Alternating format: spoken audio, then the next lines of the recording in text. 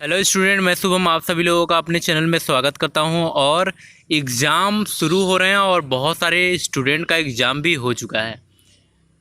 तो जिन लोगों का एग्ज़ाम हो चुका है उनके अंदर यही क्वेश्चन है कि आंसर की कब आएगा, रिजल्ट कब आएंगे, थर्ड काउंसलिंग कब होगा और कट ऑफ क्या रहेगा इस बार। तो उनके लिए ये चीज़ बता दूं कि पहले तो सलेबस चेंज हो गया था। रीजनिंग के स्थान पे मैथ पूछा, फिजिक्स पूछा गया, केमिस्ट्री पूछा गया। तो आप लोगों ने ना तो कोई स्टे लगवाया क्योंकि आप स्टूडेंट हैं, आपसे गलत तरह से क्वेश्चन पूछा गया है, सलेबस कुछ और दिया गया है और ऑब्जेक्शन आप लोगों ने कुछ नहीं किया कॉलेज के ऊपर। तो आप लोग ऑब्जेक्शन करिए, आपके पास बहुत टाइम है अभी। आप लोग कंप्लेन दर्ज करवाइए या तो उसके खिलाफ स्टे करवाइए, तो फिर से एंट्रेंस एग्ज़ाम आपका हो सकता है। तो ये चीज़ करवाइए, ये मैं कह रहा हूँ, करवाइए चाहे जो हो जाए। और अगला चीज़ ये बोल रहा हूँ कि जो सिलेबस चेंज हुए हैं उसमें मैथ आ गए थे, रीजनिंग के स्थान पे मैथ था, फिजिक्स आ गया था, केमिस्ट्री आ गया था। ये सब चीज़ें नहीं आनी चाहिए था। तो ये सब चीज़ें आ रही है तो आप उस पर कंप्लेन दर्ज करवाइए और स्टे लगवाइए जिससे फिर से आपका पेपर्स हो। अगर नहीं करवाते हैं तो पेपर्स का रिज़ल्ट घोषित होगा। आज से 20 दिन बाद पेपर का रिज़ल्ट घोषित होगा। तो आपकी ज़िम्मेदारी है, आप चाहे रिज़ल्ट रुकवा लीजिए और फिर से चाहेंगे तो आप अपना जांच करवा सकते हैं। क्योंकि उन्होंने गलती नोटिफिकेशन क्यों दिया, क्यों वहाँ पे रीजनिंग दिए हैं और पेपर करवा रहे हैं मैथ का। तो आप ये चीज़ देख सकते हैं। अब पहला है कि आंसर की कब आएगा। पेपर होने के जब सारा पेपर टोटल कंप्लीट हो जाएगा तब उसके 10 दिन बाद आपका आंसर की वेबसाइट पे जहाँ एडमिट कार्ड आ रहा है वहाँ पे शो होने लगेंगे। सेकेंड चीज़ आपका था, पहला आंसर की का बता दिए। सेकेंड चीज़ रिजल्ट कब आएगा। जैसे ही आपका आंसर की लोड होता है उसके 10 दिन बाद रिजल्ट आपका आ जाता है। 10 दिन बाद, सिर्फ 10 डेज़ लगेंगे। और आपसे कह रहा हूँ सब्सक्राइब कर लीजिए, अगर नए हैं चैनल पे तो प्लीज़ सब्सक्राइब कर लीजिए। अच्छा लग रहा है तो लाइक कर दीजिए। कमेंट्स करके आप पूछ सकते हैं अपने क्वेश्चन। और ये चीज़ ना कहिए कि सर आप गलत बताते हैं, सही नहीं बताते हैं। तो मैं बता दूँ, सिलेबस आप चेक कर लीजिए। 2019 में आप देखेंगे वहाँ पे मैथ नहीं आया था, फिज़िक्स नहीं आए थे, केमिस्ट्री नहीं आया था। इस बार पूरा टोटल ही चेंज कर दिया। इस बार लाइट से क्वेश्चन पूछ लिए, प्रकाश से पूछ लिए, बहुत जगह से क्वेश्चन पुटअप किए गए हैं और बहुत ही हार्ड क्वेश्चन आप लोगों से पुटअप किया गया है। वो हार्ड क्वेश्चन बात कर लें तो हार्ड क्वेश्चन आपके टोटल हार्ड क्वेश्चन की संख्या 35 थी। 35 टोटल हार्ड क्वेश्चन की संख्या थी। मैं बोल रहा हूँ अगर लड़का कितना भी तेज होगा, अगर कितना भी टैलेंटेड लड़का होगा तो अधिक से अधिक वो क्वेश्चन करके आएगा 15 नंबर। अधिक से अगर मैथ का स्टूडेंट रहेगा तो फिजिक्स केमिस्ट्री ही करेगा ना। और एक बात ये नोटिस कर लीजिए, अगर वो मैथ का रहेगा, अगर वो मैथ का रहेगा तो अपना फिजिक्स केमिस्ट्री करेगा, लेकिन वो एग्रीकल्चर से तो नहीं है ना। एग्रीकल्चर के बारे में तो आप जान रहे हैं। तो अगर वो 15 क्वेश्चन करके आ रहा है उसने 35 में से जो हार्ड क्वेश्चन थे, तो आप भी तो उससे ज़्यादा एग्रीकल्चर के करके आए होंगे। क्योंकि एग्रीकल्चर के 25 से 30 क्वेश्चन थे, 40 क्वेश्चन थे, तो आप भी तो एग्रीकल्चर के सबसे ज़्यादा करके आए होंगे। तो ये कंपैरिजन मत करिए कि नहीं मैथ वाले सारे क्वेश्चन करके चले आए होंगे, केमिस्ट्री वाले सबसे ज़्यादा की जो पढ़ रहे हैं मैथ वाले वही करके आएंगे। तो ऐसा बात नहीं है, वो एग्रीकल्चर नहीं कर पाए होंगे। एग्रीकल्चर सिर्फ आप कर पाए होंगे, वो नहीं कर पाए होंगे। तो आपको ज़्यादा टेंशन लेने की आवश्यकता नहीं है और आप बस वेट करिए। रिज़ल्ट जैसे आता है वो स्टूडेंट भी पास हैं। अगर आप पेपर्स में पूरे पेपर्स की बात कर लें तो अगर पूरे पेपर्स में आप टोटल अगर 40 नंबर से ऊपर हैं, प्लस हैं, 40 नंबर से ऊपर जो भी है, जनरल वाले जो भी स्टूडेंट हैं 40 नंबर के प्लस हैं, तो आप ज़रूर पास हो जाएंगे। तो आप ज़्यादा परेशान होने की ज़रूरत नहीं है। 40 के ऊपर अगर हैं तो आप पास हैं। ये कट ऑफ मिनिमम पे बता रहा हूँ, हाईएस्ट पे नहीं बता रहा हूँ। अगर हाईएस्ट है तो 50 नंबर कम से कम आना चाहिए। कितना नंबर? 50 नंबर। जनरल का सिर्फ बता रहा हूँ, ST का आप अपने से समझ लीजिएगा। जनरल का रैंक बता रहा हूँ, 50 नंबर कम से कम कोट ऑफ आएगा, और 5 नंबर घटा दीजिए तो OBC की आ जाएगी। ST/SC का 15%, मतलब 15 नंबर घटा दीजिए तो ST/SC का आ जाएगा। तो ये चीज़ें हैं रिज़ल्ट का।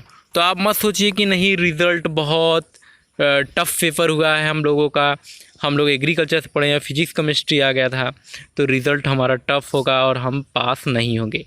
तो ऐसी बात नहीं है। हमने पेपर्स देखा, पेपर बहुत ही हार्ड था और 35 क्वेश्चन, उसमें टोटल 35 क्वेश्चन थे जो कि सबसे ज़्यादा हार्ड थे।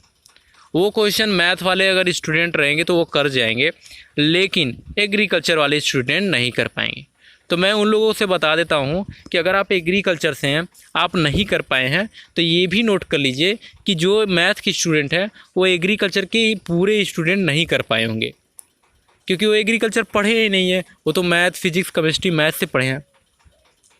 तो आप एग्रीकल्चर के सबसे ज़्यादा क्वेश्चन करके आए हैं, वो तो मैथ के 35 ही क्वेश्चन करके आए हैं, बाकी तो उनके सर से ऊपर जा रहा होगा। बायो की स्टूडेंट होगा तो वो भी कर जाएगा। तो ये चीज़ है। अब यहाँ पे अगला क्वेश्चन ये आता है कि सर काउंसलिंग कब होगी। तो मैं बता दूँ, काउंसलिंग आपकी डेट जैसे ही आपकी रिज़ल्ट आती है, मान लीजिए पूरा पेपर ख़त्म होता है और पेपर ख़त्म फिनिश होने के बाद आपका 10 दिन बाद, करेक्ट 10 दिन बाद आपका वो आ जाएगा, आंसर की आ जाएगी। आंसर की आने के बाद फिर 10 डेज़ और लगते हैं, 10 से 5 डेज़ लगते हैं, 5 या 10 डेज़ लगते हैं। फिर आपका आता है, उसके बाद आपका आंसर की आएगा, आंसर की के बाद आपका रिज़ल्ट आ जाएगा। इन रिज़ल्ट के जैसे ही आते ही नोटिस जारी होती है, 7 से 8 दिन में आपका काउंसलिंग स्टार्ट हो जाता है। काउंसलिंग स्टार्ट होता है बलरामपुर हॉल में, वहाँ पे बलरामपुर हॉल है, वहाँ पे काउंसलिंग स्टार्ट होती है।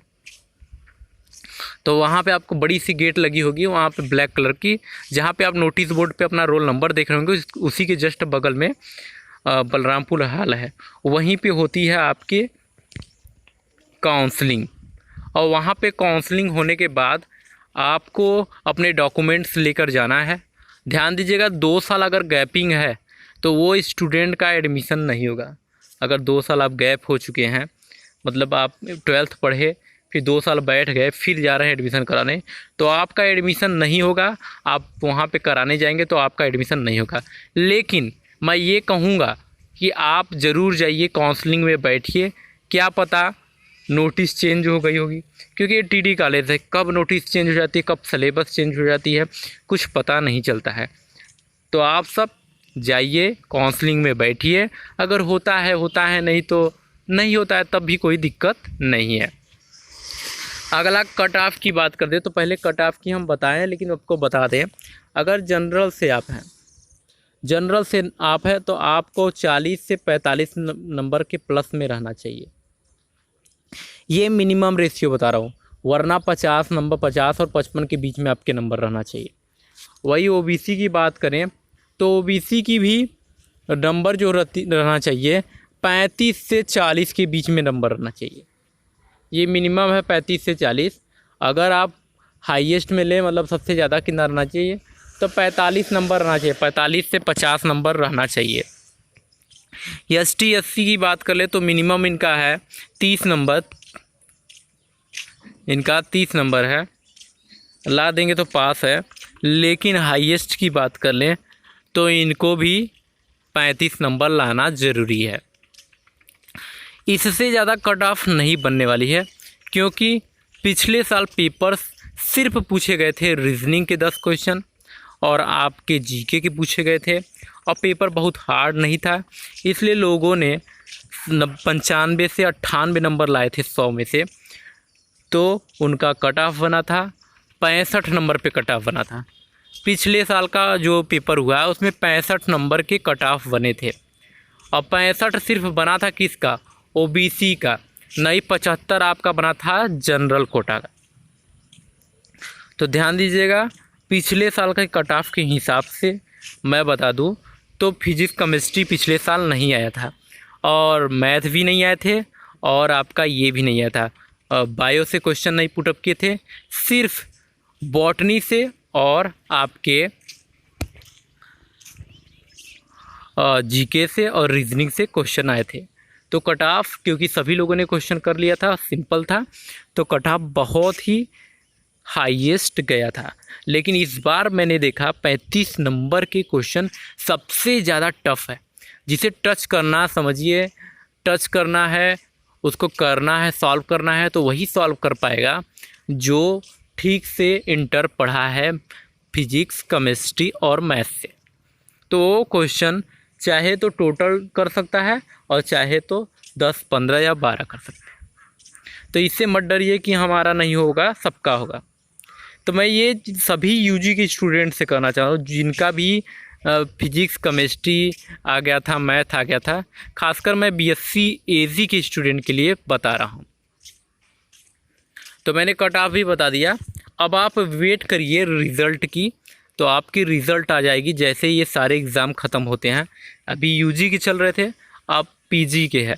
पीजी में 1 तारीख को पेपर है और इसके बाद जैसे ही पेपर्स ख़त्म होते हैं आपका स्टार्ट हो जाता है आंसर की लोडिंग का। तो आंसर की 10 दिन के अंदर वेबसाइट पे, वहाँ पे वेबसाइट ओपन करेंगे तो वहाँ पे शो हो रहा है इस समय एडमिट कार्ड, तो वहीं पे आने लगेगा आंसर की। तो आप वहाँ पे आंसर की देख सकते हैं। और कुछ दिन बाद पीडीएफ के रूप में रिज़ल्ट जब भी आती है, पीडीएफ के रूप में आती है, वहाँ पे अपना रोल नंबर आप डालेंगे और सर्च होगा, वहाँ पे नाम लिखा रहेगा, पिता का नाम लिखा रहेगा, आपने रैंक कितना पाया ये भी लिखा रहेगा, और आप कितना मार्क्स पाए हैं ये भी लिखा रहेगा, और आपके कितने मार्क्स एक्स्ट्रा जुड़े हैं। मतलब 5 नंबर अगर आप किए हैं स्काउट गाइड से हैं तो 5 नंबर वो जुड़ेंगे, एनसीसी से किए हैं तो 10 नंबर जुड़ेंगे। ये सभी चीज़ें उसमें जुड़ते चले जाएंगे। और लड़कियां 30% आरक्षण है लड़कियों के, तो लड़कियों के जो आरक्षण है वो सबसे ज़्यादा आरक्षण पाएंगी, और वो अगर 35 नंबर से 45 या 50 नंबर ला दी जनरल की तो पास हैं। तो इतना हमने आपको आज बताया, और सारी नोटिस आती है, जैसे ही कॉलेज से नोटिस आती है तो हम आपको बताते रहेंगे। तो प्लीज़ अगर आप चैनल पे नए हैं तो प्लीज़ चैनल को सब्सक्राइब कर लीजिए। तो ये ना सोचिए कि रीजनिंग आ गया, मैथ आ गया, तो अगले साल का जो पेपर है उठा के देख लीजिए, वहाँ पे आपको मिलेगा रीजनिंग है, वहाँ पे मैथ नहीं है, वहाँ पे आपको साइंस मिल जाएगा लेकिन सिंपल साइंस था, वहाँ पे आपको फिजिक्स, केमिस्ट्री नहीं मिलेंगे, वहाँ पे आपको जीके इतनी हार्ड नहीं मिलेगी जितना यहाँ पे हार्ड था। एग्रीकल्चर के क्वेश्चन के 60 क्वेश्चन रहेंगे, बहुत ज़्यादा हार्ड नहीं रहेगा। केमिस्ट्री मैंने पहले ही बताया था कि केमिस्ट्री आएगा, पहले से ही बोला था, लेकिन ये नहीं था कि इतना हार्ड केमिस्ट्री के क्वेश्चन पूछे जाएंगे। बहुत सिंपल केमिस्ट्री के क्वेश्चन पूछने वाले थे, लेकिन इतना पूछा गया। तो चलिए स्टूडेंट, फिर मिलेंगे एक नेक्स्ट वीडियो में। उससे पहले आपसे यही कहेंगे कि प्लीज़ सब्सक्राइब कर लीजिए, लाइक कर दीजिए, कमेंट्स करिए,